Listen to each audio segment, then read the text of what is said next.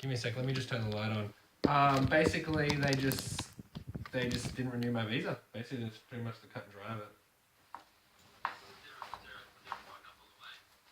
Was it what?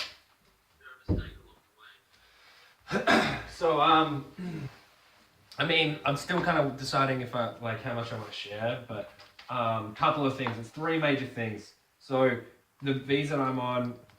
So the visa I'm on is called a non-immigration intent visa. So for instance, if they saw that I had filed for a green card, or basically you've got to prove that you don't have like intentions to stay long, to stay permanently, to move to the US, because it's just a non-immigrant intent visa, and that's just the nature of the visa.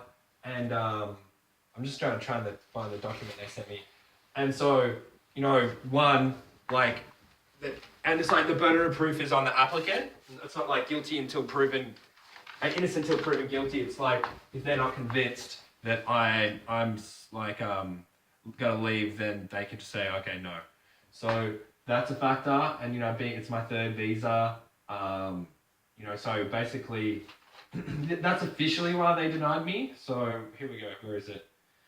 A denial under Section 214B means that you are not able to demonstrate your intended activities in the US would be consistent with one of the non-immigrant visa categories established under US immigration law. Let me skip ahead. One of the most common elements within the various non-immigrant visa requirements is for the applicant to demonstrate that they have a residence in a foreign country which they have no intention of abandoning. Applicants whom this requirement applies usually meet the requirement by demonstrating that they have strong ties which would ensure their return to a foreign country after a temporary visit to the United States. Some of the ties that would be considered during the interview include professional employment, educational, family, or social linkages to a foreign country. You have not demonstrated that you have these ties that will compel you to return to a foreign country after you travel to the United States. So there's that, and then there's two more things. Basically, what they asked me for, this is what I think it is. So it's pretty intense, the justice system in the US.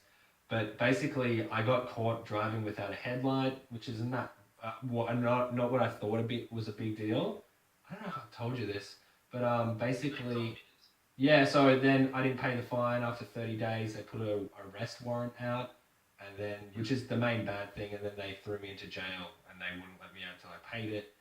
And so there's that, and they asked me about that in the interview, and I didn't bring it up. And they're like, "You had some problem with the law in April?" I'm like, "Yeah, I drove with a busted headlight and paid my fine late."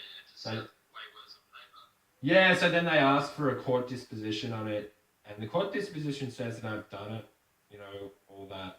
But and also on the application form, it says like, "Have you ever been arrested?" And I didn't think this was the same as being arrested. I thought I was being detained on an